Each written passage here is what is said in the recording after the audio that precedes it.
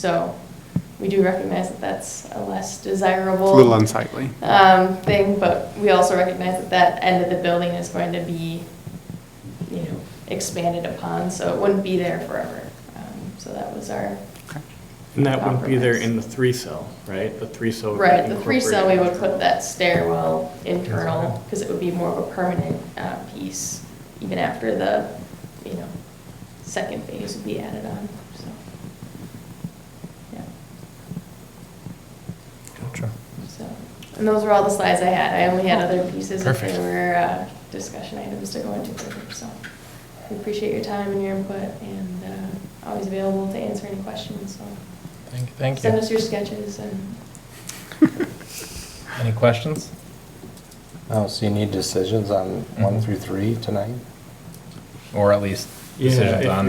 if there's how I wanna bid it. consensus on design 1 and 3 with alternates, and selecting a site for 2 would be preferred, so they could build that into their specific proposal, and we could kind of sharpen the pencil on that design cost. I think on decision 2, given the finance update that we received from is it Tammy? Tammy Yeah. from Northland. We are very comfortable from a financial perspective based on current development plans. I feel like the alternate site is superior from a layout of the city perspective. So I'm comfortable with the excess cost. It'll end up being borne by development through the TLAC fee primarily, and I'm comfortable with improving the city on that basis. So I wouldn't need to see costs on both. I'd be fine just with the alternate personally. On 2? On 2. Decision 2? Yeah. Gotcha. Wouldn't part of that cost be borne by the user? Typically, the capital costs are in the or we built our system, capital costs are in their O&M or in the utility rate. If for some reason everything's slowed down, we have to have a conversation of shifting that to the Okay. user. Our primary goal and our plan is that it's To build a it. capital infrastructure cost through the area charge. And we did, when Tammy was here to present, we did talk about some cushion that is in the plan, should there be a slowdown. And Mhm. so we did build in some cushion into the plan to make sure that we are accounting for if there is a slowdown of some sort. If there was a long-term slowdown, then we'd certainly have to think about allocating charges differently. Still gets pushed on in the end through the TLAC charge to whoever's purchasing the development. Could be whoever's purchasing the development. Do you know what the incremental difference is in TLAC charges? Was it 1,200 acres up there, so, bear with me, $500-600 an acre? It's late to do math, isn't it? It's going to be early to do math. About $650 an acre, and so, if you recall, we just bumped it up to 30,000, so what's 500, 650 divided by 30,000 on a percentage basis is. Small. Okay, For this, like, yes, 2%? small seems like a good. okay. So for 2% more, you're getting an alternate site. That was real rough. Well, that pipe is in your TLAC areas anyways. It's just a matter of you're paying that cost now and you're not crediting it. So now when that developer were to come in, let's say that property across the street were developed in 5 years, that cost would have been credited to them. So now at this time, if you're paying for that pipe now, you'll capture those fees from them at that time. Yeah. Does that make, so you're kind of financing, it's not the right term, but in a way, you're almost financing it in a way, or prepaying. Right. That, you're getting it now instead of with the development. Yeah, okay. Makes sense. And I'm fine quoting both sizes. Unless that slows the project down, like, would it take them an extra month to do both versions or something like that? No, not for this type of tank and how those are bid. And the design effort is marginal for that. I mean, it's really. Yeah, I'd be a big proponent of getting the alternates on 1 and 3, just given the variables we have. Okay. Should we look at bigger than 1 million, as long as we're? I No. think that covers us for. No, we shouldn't. I mean, You got $1 million in the tower and $250,000 in the ground by the water treatment. Yeah, So I think that's a, 6 hours. To start. Usage is that's not- I mean, if we got $1 million, part of the reason $1 million is beneficial is, to me, is also that we're not siting another tower. That's a challenging thing to site, so in the economies of building the same thing and just putting a bigger bowl on top of it, it just really makes sense, to try to capitalize on this unless there's a really significant reason not to, which costs are minimal to get a price, and that's the biggest out of Right. all. Yeah, and we'll know more once do we have any sense on the federal thing of timing when we might hear? They sent out kind of an outline of what happened last year that we'd know.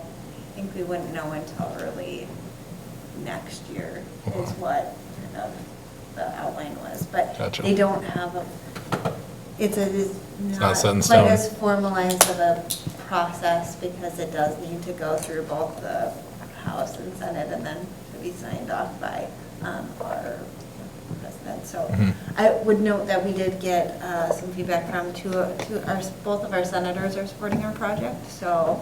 And Representative Phillips. And Congressman Phillips, who was the initial Yeah. start on it. So we do have 3 folks working on that project for us. Be great. I'm hopeful. I mean, We could afford good 3 software. people to have in the corner for that, so. You went soft water. Sparkling water. Perfect. We aren't, I've said it, but I've asked it before, we aren't using the Bellwether Park. We aren't losing that Nope. as a possible second site. We could always add a tower there. I mean, there's some strategy and where the actual system goes. I mean, I think once it develops into a park, it might be even more challenging to site a tower there, but, We don't actually lose the ability to do it, or we could use it, we could put a park facility in there. we'd have to plan, as we continue to plan the park, we'd have to keep making sure we could site it. Again, that site's not the most ideal. We can engineer Okay. anything I'll anywhere. back off. You just said From what I wanted to hydrology, hear would you. want to have them that Yeah. close, so just, once your system's built out, you get to that phase, that wouldn't be. I think I started hounding that because we didn't know where it was gonna go, and it just ended up being a stone throw away, so it wouldn't make sense, but the park is still up, ours. Yep. Yeah. We're not giving back any land. It's Nope. most likely going to be a more gift. parkland than being designated for infrastructure. Which we needed anyway, so that's good. Yeah. Yep. And I would note, we still do plan on doing well number 2 there. Test well. Test well. Test well number 2 is going to go there, and then that will still be a future well site, assuming test well, Okay. it's a viable site. Sounds good. So we'll still have infrastructure, but less of an impact. And the neighborhood knows that. That's been in all the information, I mean, we haven't sent a separate distribution, but that's been disclosed. Okay. I don't think people will be concerned in the same way, but a well. Yeah. They knew that that was a potential water tower site. I mean, they knew that from the day they purchased, is what I was told by the developer. And it's moved, so be it. I think we're all good there on those decisions then? Staff Yep. got everything they need? Yep, thank you. Thank you guys. Appreciate it. Thanks. Missed your time on it. Almost made it out the same day. Promise. And Corinne, you have no obligation to stay if you don't want to. I can go? Thank you for making it through this far. This is impressive. I'm amazed we all made it through this far. Every opportunity is a learning opportunity. All right, we'll hop into new business. 10, we have a public comment opportunity technically Yes. for 10A and B, which is the Ravinia encroachment agreement and potential sale of city land. Yes, thank you, Mayor and Council. We do have two folks still joining us online, so if anyone wants Is one of them Jeremy? to comment, or Yeah. if you would like to comment on anything, you press star 9 or click reactions and raise your hand. At this time, no one is raising their hand. All right. They're not taking I think we can that go right tempting through. opportunity. But, so we have a couple very brief slides here to run through. So we were approached with a discussion between Lennar and existing neighbors, the Tabors, for some screening along Ravinia 13th edition and the Tabor parcel.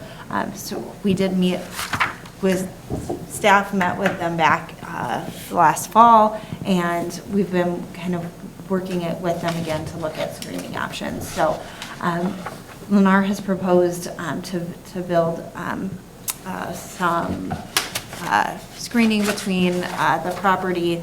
There's a boulder wall, some fence, so the boulder wall is up front here, and then fencing along.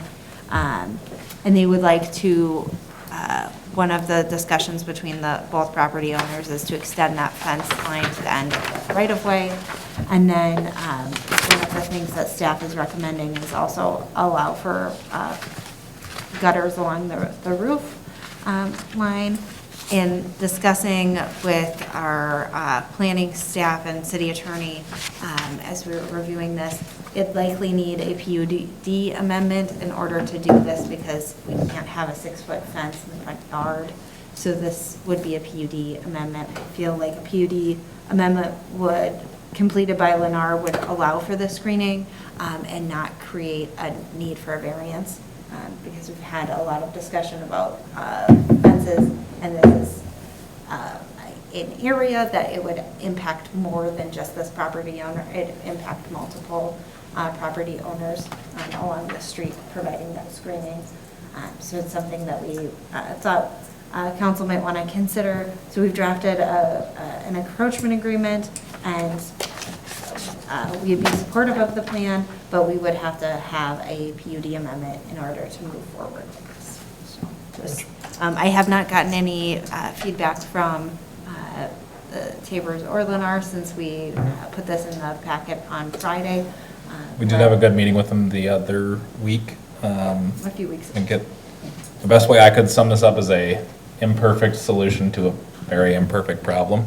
I think it does address a lot of the issue of the grade change and being built right up to the property line that the Tabors have had some concerns about.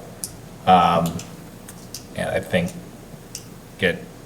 Lennar's interested in getting some fencing up. I think the Tabors are definitely interested in getting some fencing up. I think it can be a win-win. I don't think the PUD amendment is too big of a hurdle for us, or the encroachment agreement, certainly.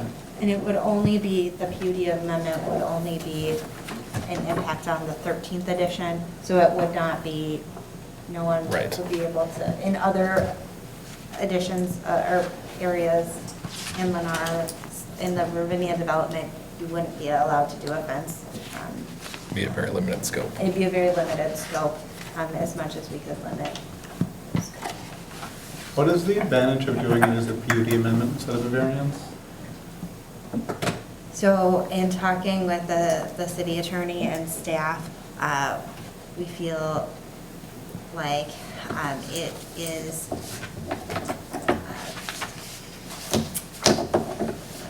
creating, we would want to make sure that we weren't creating precedents for some of the discussions we've had with other owners. It would keep that scope more limited, I It would guess. keep the scope more limited to just this area.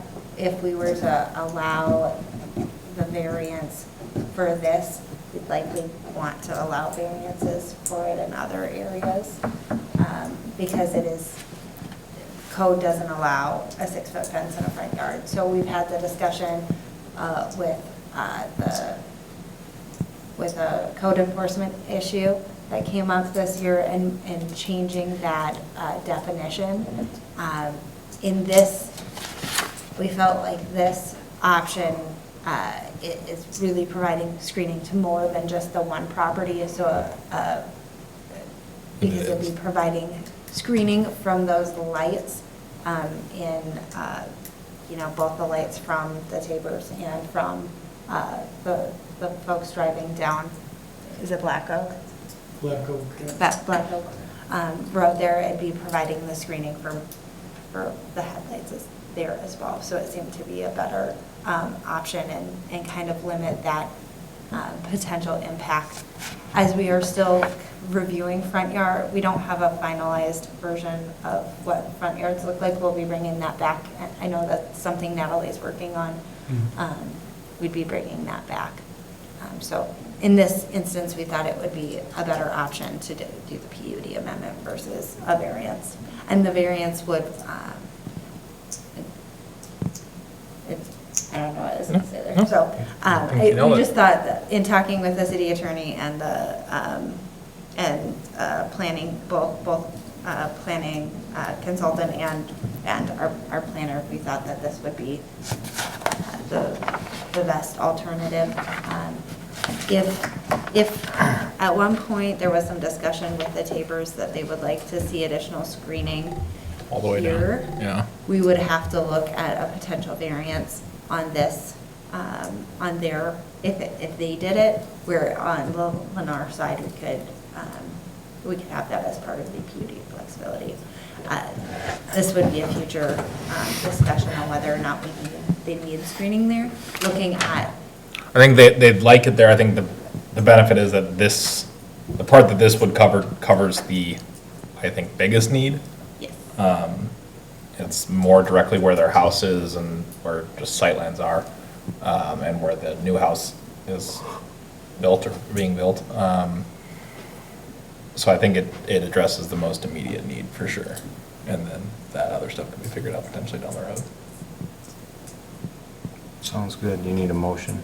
If we could, if folks are supportive, we'd have them move forward with the PUD amendment, which would then. I'll make a motion to authorize staff to execute an encroachment agreement for the construction of a fence and as proposed upon passage of a PUD. Perfect. Second. Any further discussion? All those in favor say aye. Aye. Potential sale of city land. This one is another. Any questions on this one? Yeah. Go for it. So, what's the city's policy with the sale of property? I mean, do we do it as an auction or over the counter, or now are different parcels? I think we talked that some parcels can't be sold and some can be sold. Yes. So we have a lot of flexibility on how we want to sell land. We don't have a formal policy. And talking with the city attorney, in some cases it's better to have flexibility because sometimes we would want to sell land directly, and in other cases we would want to bid land. It kind of depends on how, what we're looking at. In terms of there are several properties owned by the city that are tax forfeit, and we are limited on what we can do with that land. We can't get the land for nothing and then go and sell it to make a profit. So we are somewhat limited in our ability to sell land. In this instance, we're talking about a parcel that is what has a pond on it, so it's not a buildable lot when we looked at the lot. So the things that we'd really want to consider from a staff perspective is making sure that that the costs are borne by the person who would like to purchase the land, because we wouldn't normally sell land, we use city resources to sell our own land. And then we'd also require that we have an escrow and an appraisal to make sure that we're outlining correctly what those costs would be. So do all purchase inquiries come before council? In my experience, they have, but we have not. You never turn one down at the counter? It's gone before council? Anyone who wants to sell, or anyone who wants to purchase city land, I would have them talk to the council, because it is, Okay. if it is tax forfeit land, I would tell them straight away that there's not Okay. a way for us to sell it. In terms of other projects where we own the land, in some instances like this, it was an outlot that was given to us as part of the development. Yeah. In that case, it would be something that we'd want to certainly discuss. So in the case of St. Therese, we brought that forward Yeah. with that. Yeah. That development. So in the last 7 years, these are the only two times that we've had staff that I know of have been approached for land that is not tax forfeited and it's outright owned by the city.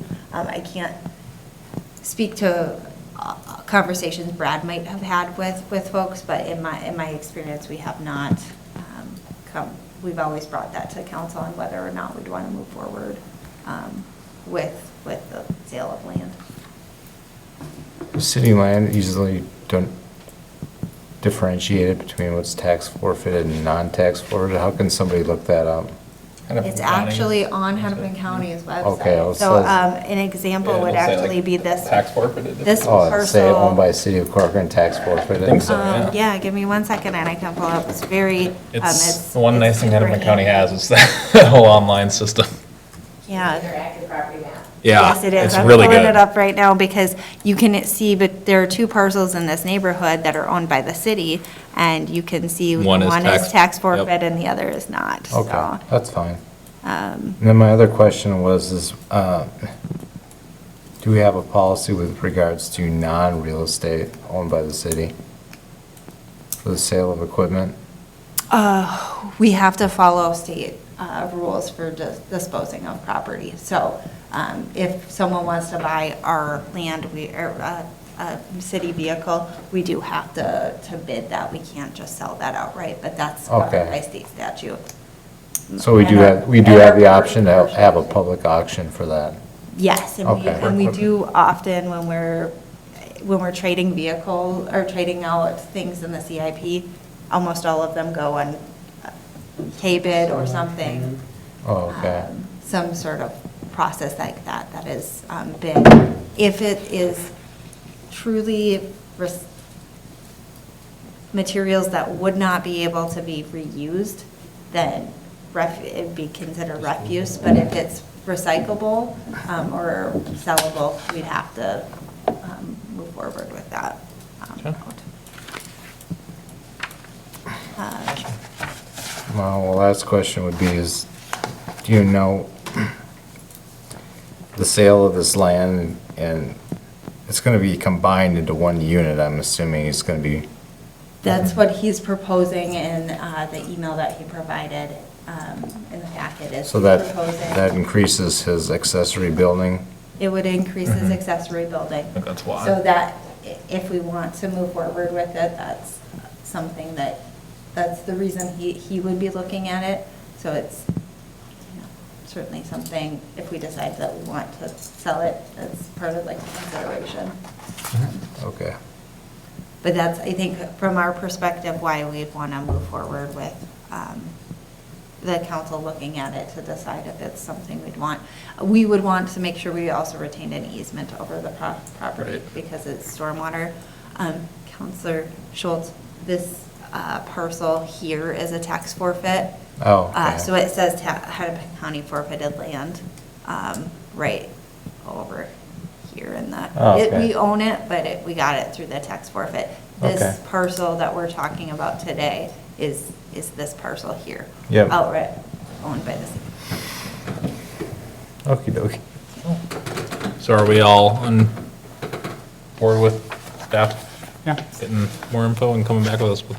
Obviously, we'd look at it. Yes, we want to make sure that you all understand or we know what the appraisal looks like and if we're comfortable with it. So that's kind of the next step, would be getting the escrow, outlining, doing the Appraisal. appraisal, and then also having the legal costs for drawing up the easement. Those would all be kind of the next steps with it. Sounds good. We can move forward.